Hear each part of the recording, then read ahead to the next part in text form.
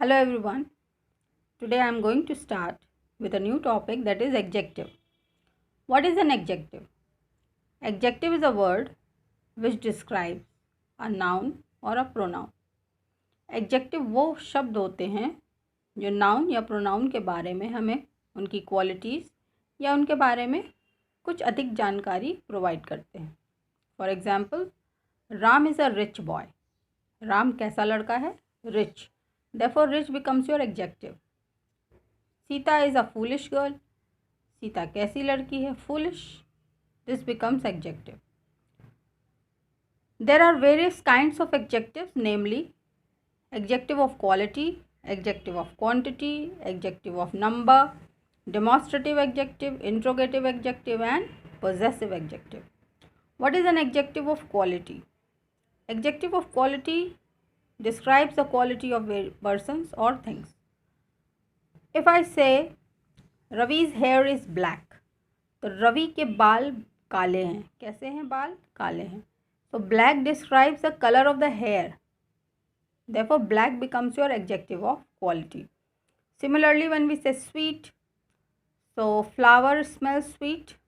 Flower की महक मीठी है. तो फ्लावर की महक कैसी है? महक के बारे में बता रहा है. Therefore it becomes sweet.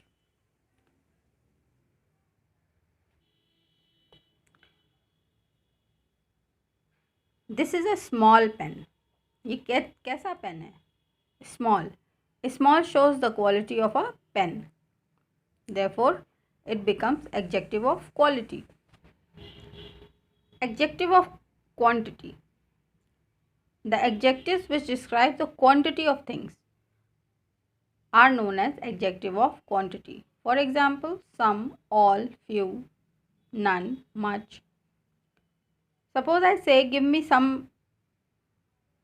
salt. तो मुझे थोड़ा नमक दे दो.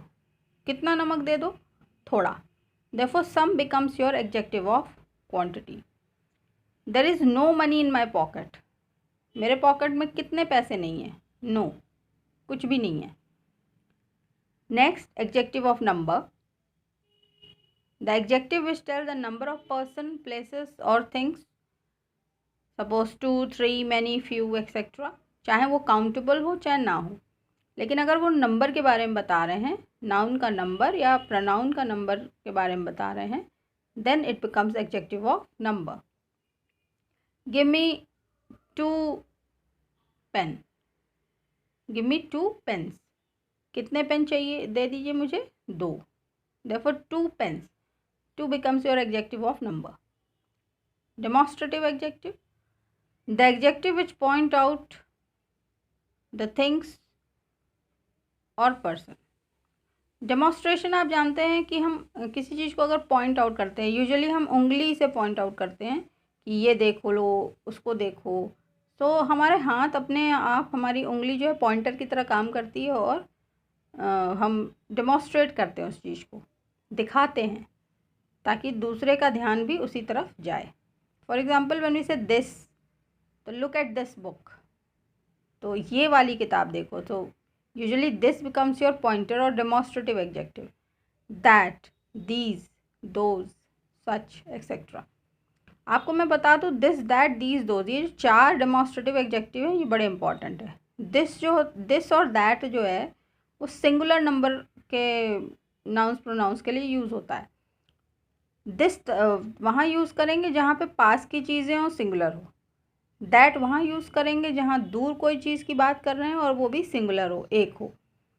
इसी के विपरीत जब बहुत सारी चीज़ें हों, प्लूरल हों और पास में रखी हों, तो दीस से डिनोट करते हैं. और जब बहुत सारी चीज़ें हों लेकिन दूर हों, तो फिर दोस्त से डिनोट करते हैं. Let's come to interrogative adjective. Interrogative adjectives usually sound like asking questions to person, places, things. Which, what, जितने WH वर्ड्स होते हैं वो सब इसमें आएंगे. लेकिन आपको इन सेंटेंसेस को थोड़ा सा स्टडी करना पड़ेगा कि इंट्रोगेटिव वो एडजेक्टिव क्यों है वहाँ पे. एडजेक्टिव तभी बनेगा जबकि किसी नाउन या प्रोनाउन को वो क्वालिफाई कर रहा होगा. मान लीजिए मैं कहूँ this is the book which I needed. तो ये वही किताब है जो मुझे चाहिए थी। जब मैं कह रही हूँ this is the book, this हो गया तुम्हारा डेमोस्ट्रेटिव एडजेक्टिव, बुक को क्वालिफाई कर रहा है, नाउन हो गई बुक। अब हम कह रहे हैं विच आई नीडेड, विच किस बारे में है, जो कि या जिसको जो मुझे चाहिए थी। तो विच फिर से जो है बुक के बारे में ही बता रहा है, तो बुक की ही जानकारी दे रहा है। देयरफॉर यहाँ पे WH वर्ड तो है, लेकिन ये बुक नाम का जो नाउन लिखा है सेंटेंस में उसको क्वालिफाई करेगा। तो this is the book which I needed, यहाँ पे विच जो है इंट्रोगेटिव एडजेक्टिव नहीं है। अब आप सोचेंगे मैंने ये क्या कह दिया, इतना समझाया और कहा कि विच यहाँ पे इंट्रोगेटिव एडजेक्टिव नहीं है। बिल्कुल ठीक सुना आपने।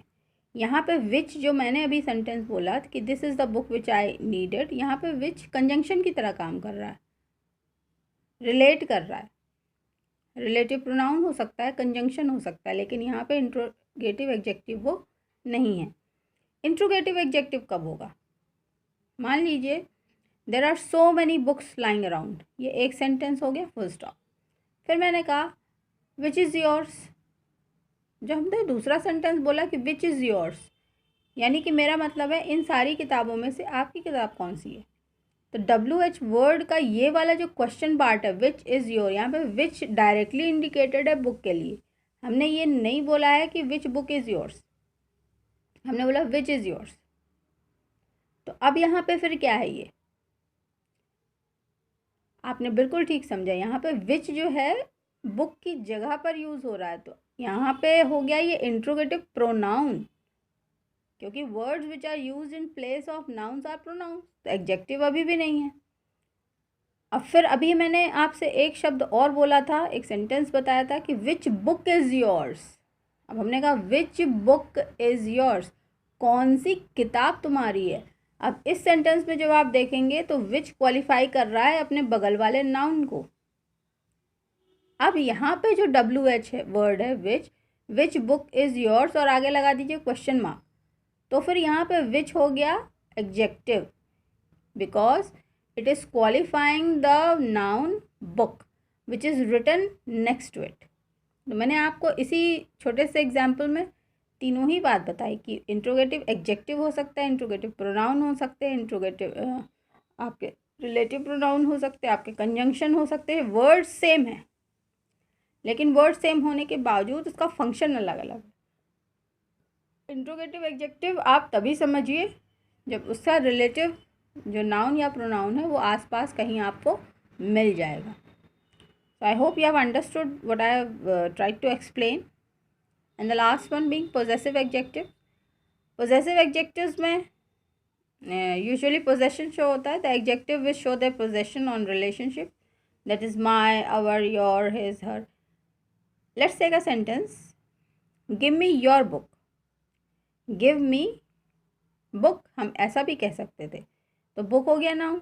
लेकिन जब हम कह रहे हैं गिव मी योर बुक, तो your is qualifying the book noun, therefore your here becomes a possessive adjective, because ये योर जो है बुक के बारे में बता रहा है कि मुझे तुम्हारी वाली किताब चाहिए, किसी और की नहीं चाहिए। इसी तरह से दिस इज़ माई पेन, किसका पेन? मेरा पेन, तो माई क्वालिफाई कर रहा पेन को, इसलिए ये हो गया आपका पोजेसिव एडजेक्टिव। तो एडजेक्टिव्स और प्रोनाउंस में बहुत कन्फ्यूजन होता है। आप हमेशा ध्यान दीजिएगा कि pronouns are the words which are used in place of noun. जिन भी सेंटेंसेस में प्रोनाउन किसी नाउन को हटा करके उसकी जगह पे वो वर्ड बैठा है, तब तो वो वहाँ पे प्रोनाउन होगा।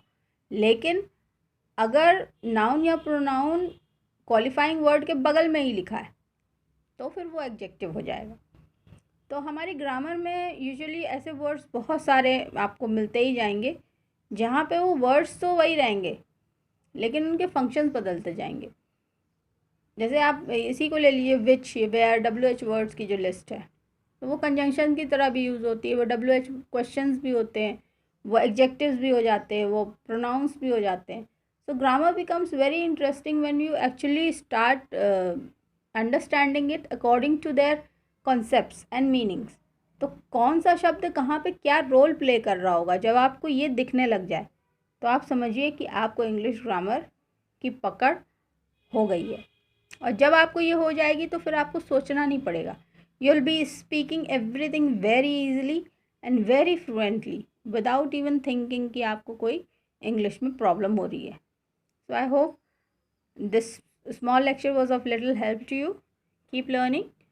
आई will be available again with a new topic. God bless you all.